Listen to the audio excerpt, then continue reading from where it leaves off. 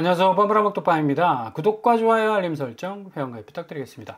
서울 아파트 이제 대출 금지령이 떨어질 가능성이 아주 높아졌습니다.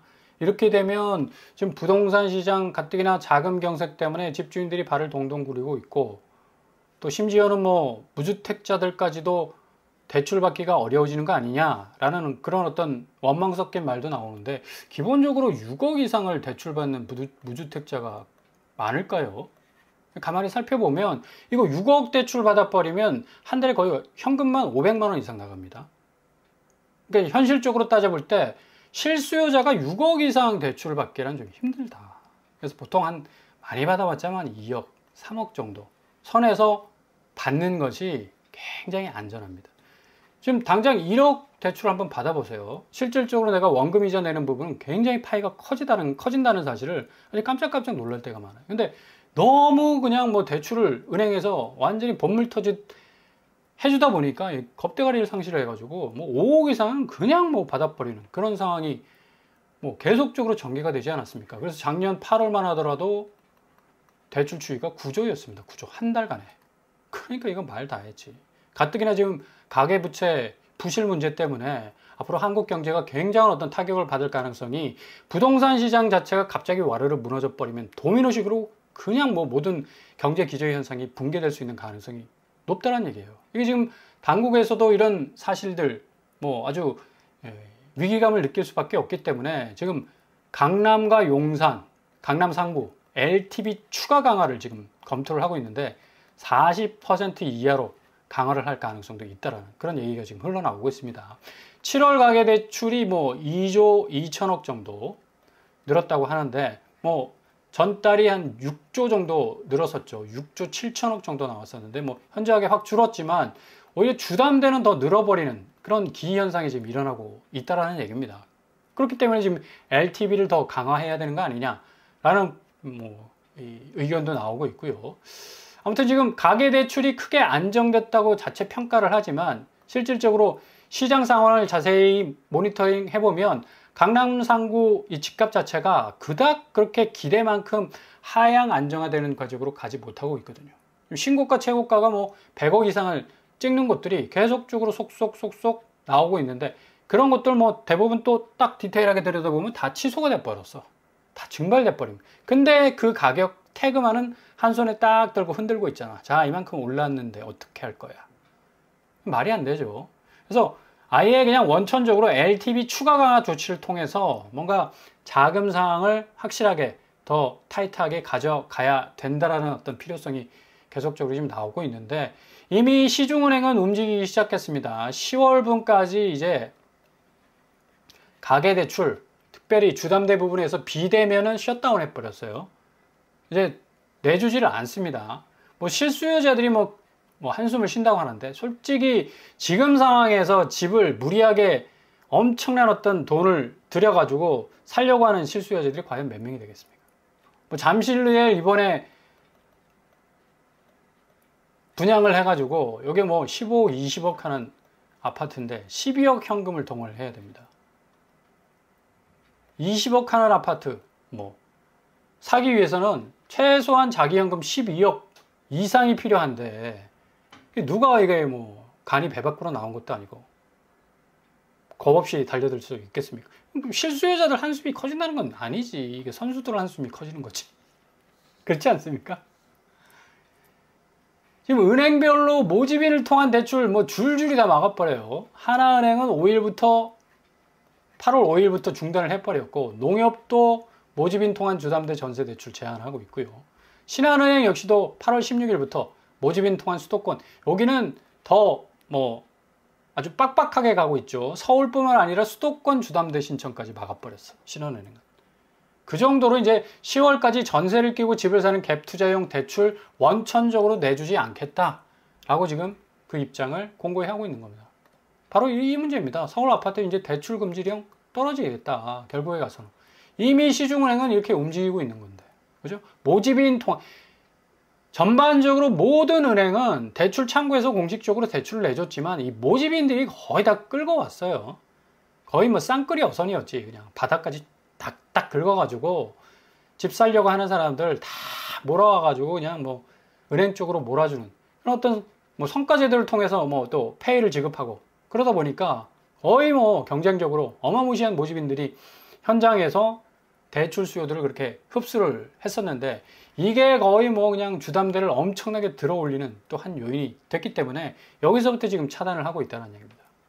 이러다 보니까 지금 자금 여력이 안 되니까 서울 아파트 월별 미분양 추이가 1352건에서 1021건 다시 올라가고 있습니다. 900건 선으로 떨어졌다가 다시 1000건 선으로 올라치고 있다는 얘기죠.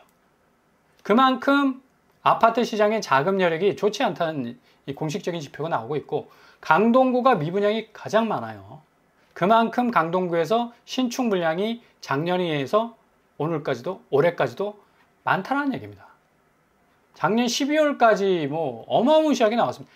모든 서울에서 분양하는 아파트가 강동구에서 나올 정도로 그만큼 입주 물량도 뭐 풍부했고 굉장히 신축들이 뭐 많이 분양을 했기 때문에 그리고 동대문구도 171건, 강서구도 145건.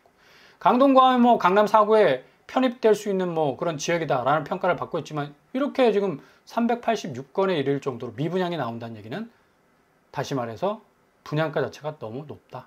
그냥 봐줄 수 없다.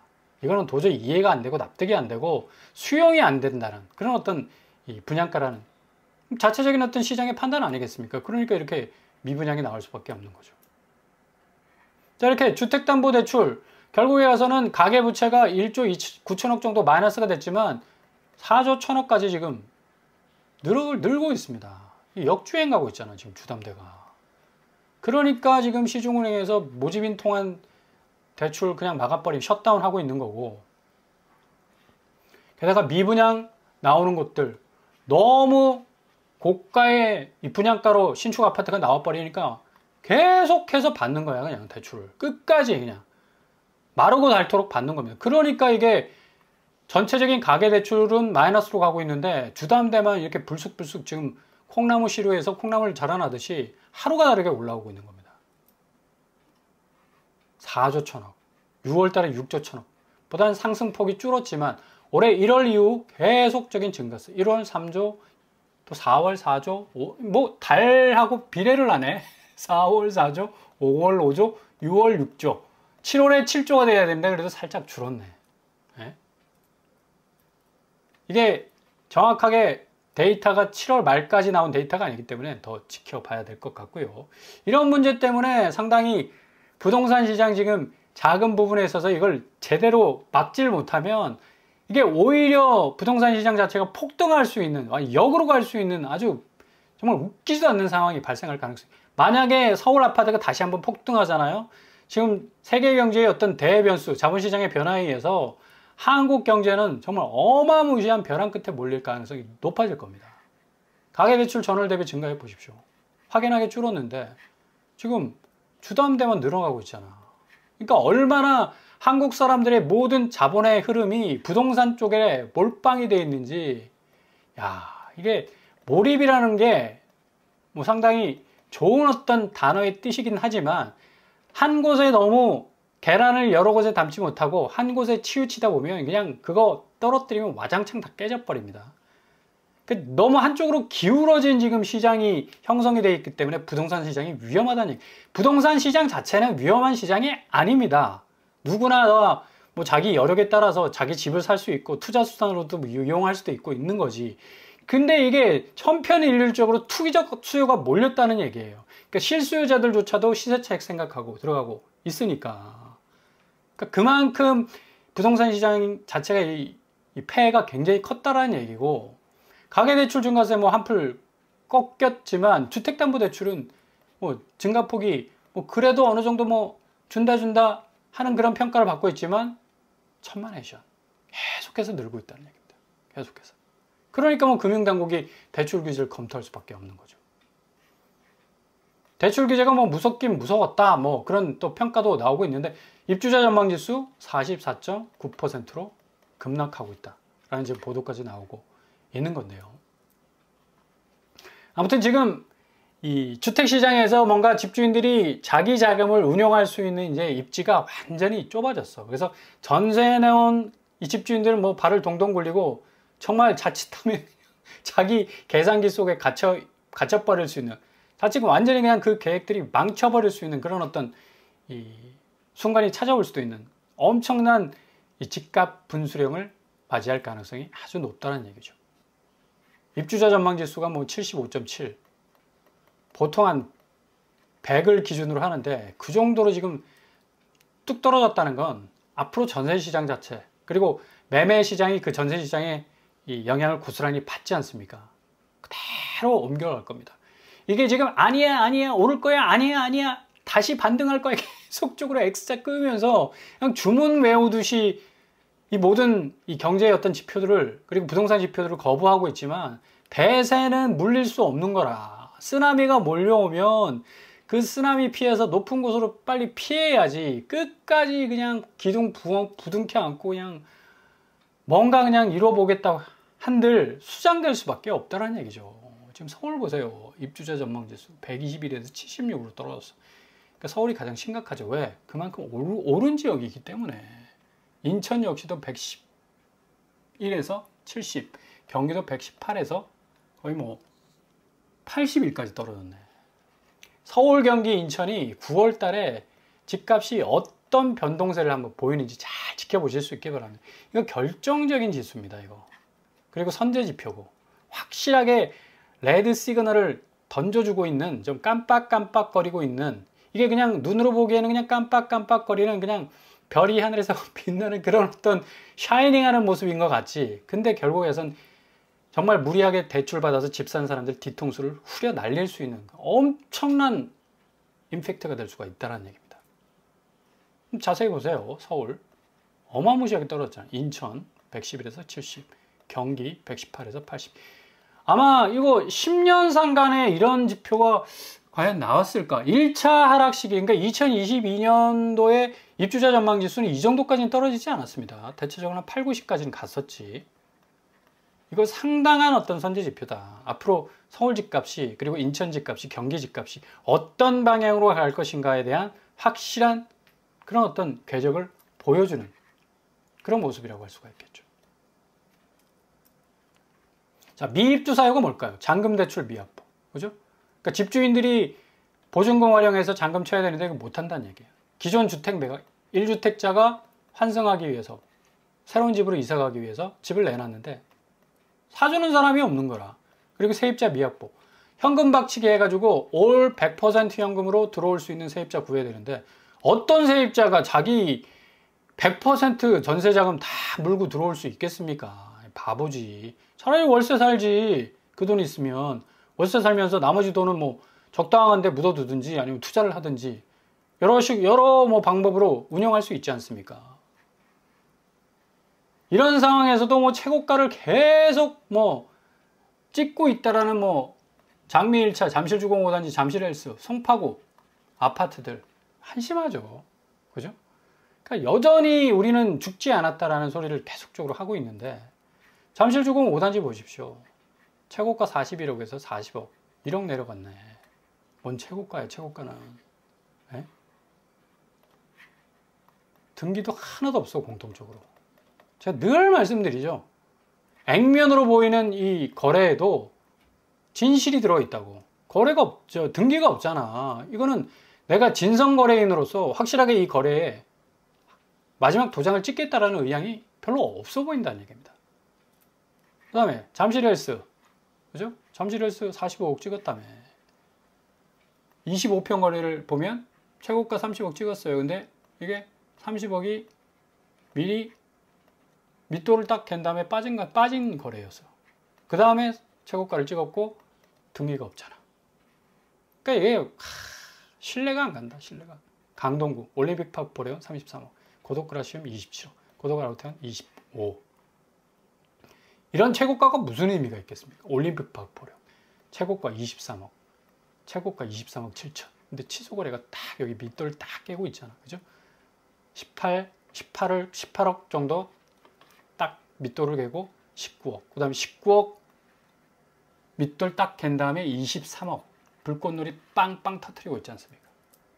고덕그라시움 역시도 뭐 최고가를 찍었다 했지만 결국에 가서는 뭐 취소거래 22억이 밑돌 딱 되고 있다가 결국에 뭐 25 최고가를 찍었다 했지만 결국에 다 취소 거래가 뜨고 있고요.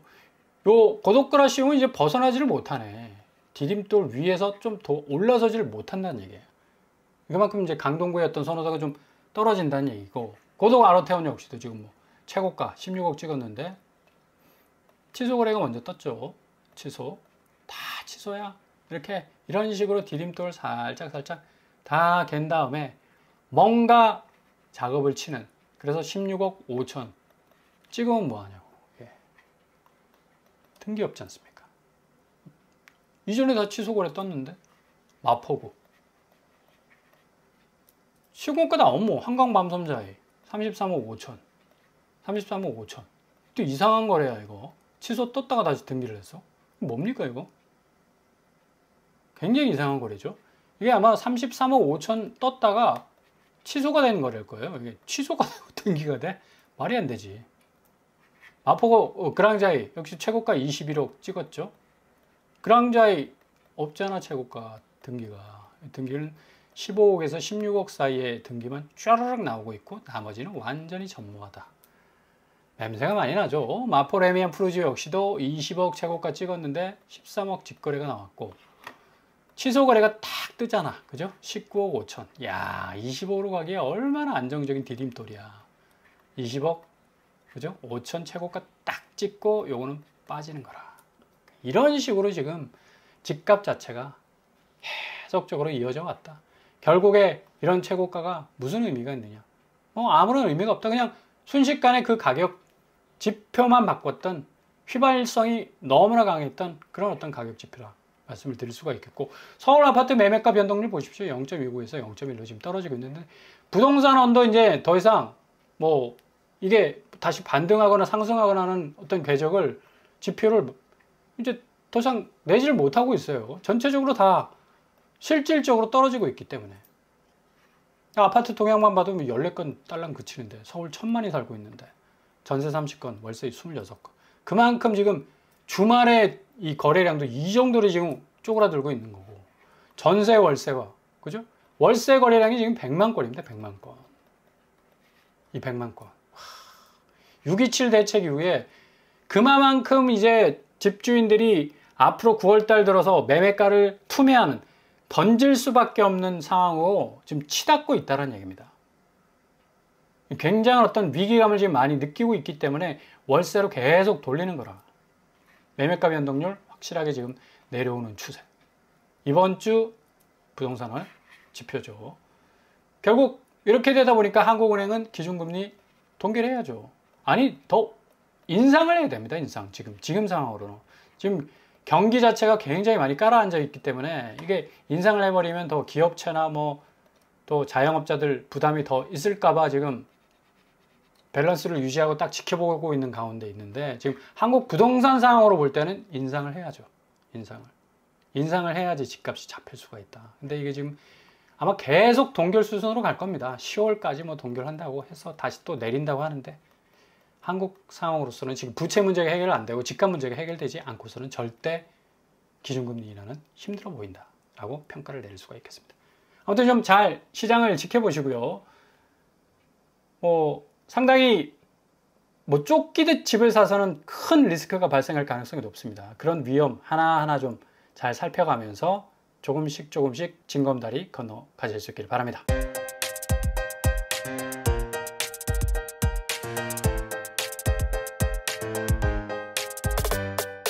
오늘의 부동산 캐리커처. 지금 상황에서 가장 중요한 사실은 무엇보다도 침착함, 냉정함, 그리고 객관적 지표를 바라볼 수 있는 눈이 필요합니다. 무엇보다도 부동산 시장이 굉장히 흔들거리고 혼조세를 보이는 것 같아도 아주 선이 굵게 하방 압력을 통해서 집값이 기대 이상으로 떨어질 가능성이 굉장히 높습니다. 9월달이 분수령이 될 것으로 보이고요. 잘 지켜보시면서 확실한 골든타임 잡으실 수 있길 바랍니다. 오늘도 응원합니다. 항상 여러분의 길이 꽃길만 되실 수 있길 바랍니다. 이상으로 빵빵 국토방 마치겠습니다. 구독과 좋아요 부탁드립니다. 감사합니다.